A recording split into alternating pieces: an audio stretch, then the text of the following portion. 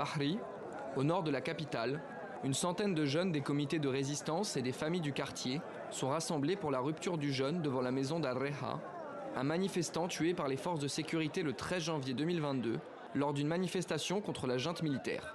Ces commémorations sont un soutien important pour les familles des martyrs et l'occasion pour les membres des comités de résistance de se réunir pour scander des chants révolutionnaires.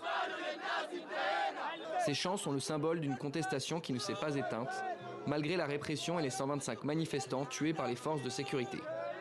Devant une fresque et de nombreux drapeaux à l'effigie d'Al-Reha, sa mère, Hoïda, prend la parole pour remercier la foule réunie ce soir en hommage à son fils.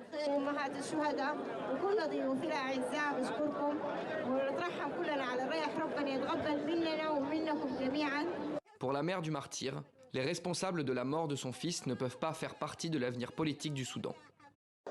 Nous, les familles des martyrs, ne demandons rien de plus que le droit d'avoir nos enfants auprès de nous.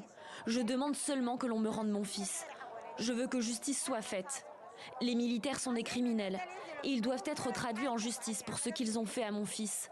Ce sont des menteurs à qui l'on ne peut pas faire confiance. Ils ne respectent pas la justice et ne savent que tuer les jeunes dans la rue. Ces rassemblements interviennent dans un contexte de transition politique dans le pays. Plus d'un an après le coup d'État, les manifestations et l'embargo international ont poussé les militaires à accepter de nouvelles négociations avec les forces d'opposition.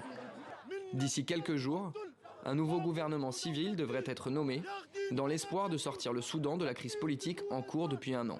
Cet accord est accueilli avec méfiance par les membres de comités de résistance, comme Rami Ahmed, qui refuse toute implication de l'armée dans la transition démocratique. Si un accord est trouvé entre les civils et les militaires et qu'un nouveau gouvernement est élu, nous serons contre, car ce gouvernement sera mis en place par les responsables du coup d'État. C'est pour cette raison que nous continuerons à aller dans la rue, car les partis politiques n'ont pas écouté la rue et ils se sont alliés aux militaires. Il n'y a pas de retour possible pour nous, ils ont tué trop de gens pour que l'on abandonne la lutte.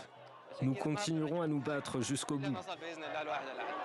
La signature d'un accord politique et la nomination d'un gouvernement civil suscitent malgré tout l'espoir d'un retour à la stabilité, plus d'un an après le coup d'État militaire.